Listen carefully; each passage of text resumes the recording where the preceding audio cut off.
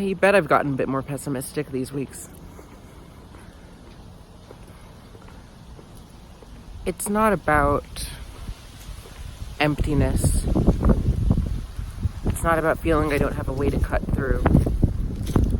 It's not even about feeling as though there's no purpose for me or anything. It's mainly a lot of things have been awakened to me nowadays.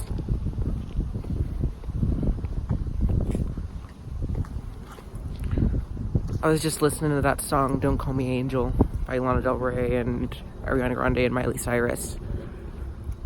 They really appear in reverse order to that. And it's about money. You think they'd be able to say that if they had like $50 to their names? It's about money. If you don't have that much money, you can't say Don't Call Me Angel. You can try to, but people will just think it's cute. Hell, they probably think it's cute about them. You know? Or just these crazy girls singing about how they're gonna dominate men. Which is not what the song is about. It's about, I made my way here. Do not belittle me. And that's obvious to anyone who's, egalitarian in their way of thought. Ultimately, your voice is money. Your spiritual expression is your paper. Like the best revenge is your paper. And we know this. Without money, we do not have a system of resource allocation. That is what money is. It's not just bills, it's resource allocation.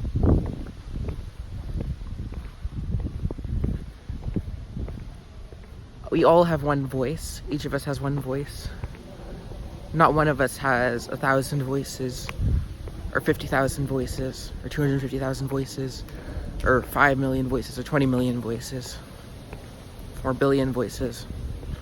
The last one, of course, being a controversy for many people, whether that should even be possible to have a billion voices.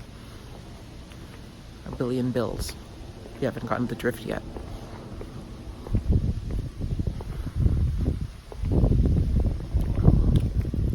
And ultimately, much of what we want to spend on is not centered around just niceties. It's centered around being able to convey that we are a part of something just like those around us.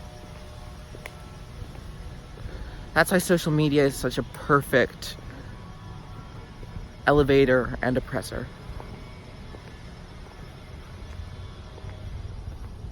Because it is a machine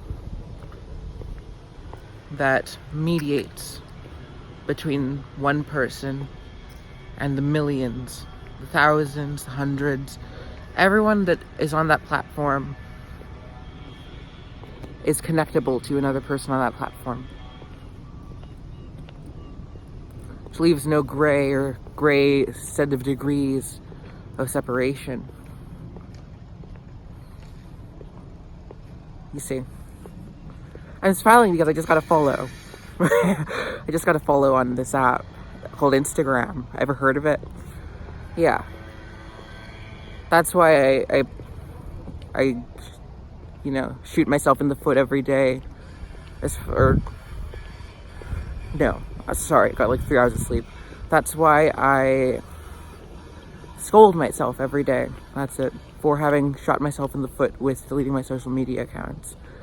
I'm moving on from it now, but I recognize it as a sort of burning money, burning capital, burning resource allocation, because guess what?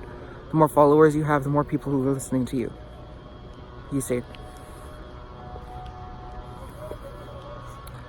So it becomes a very tidy way of saying, hey, I have a voice. Come share your voice with me if you find my voice valuable. Money is just like this. Money shares voices, shares intentions, shares desires, desirabilities, concerns, and ways.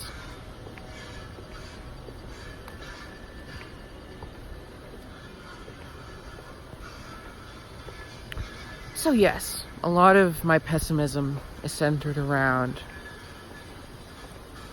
well, it's a self-centered pessimism. It's not a world-centered pessimism. I find that the world reconstructs itself every day, every year. Even in times of chaos like this, where there's such stratification and vengefulness in people's hearts when it comes to the enemy they perceive.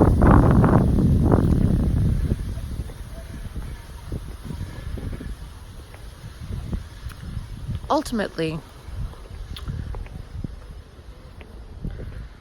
I mainly focus on sharing a useful voice and being practical with it.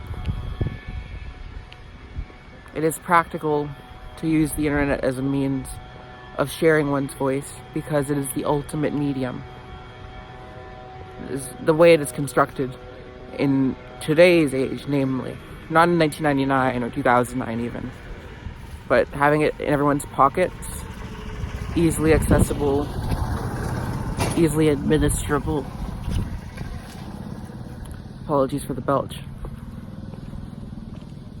Where everyone is obsessed or occupied with the sense of being known and valued and reciprocated through follows and likes and comments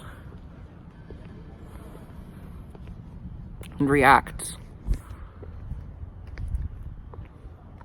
You know, it's constant connection.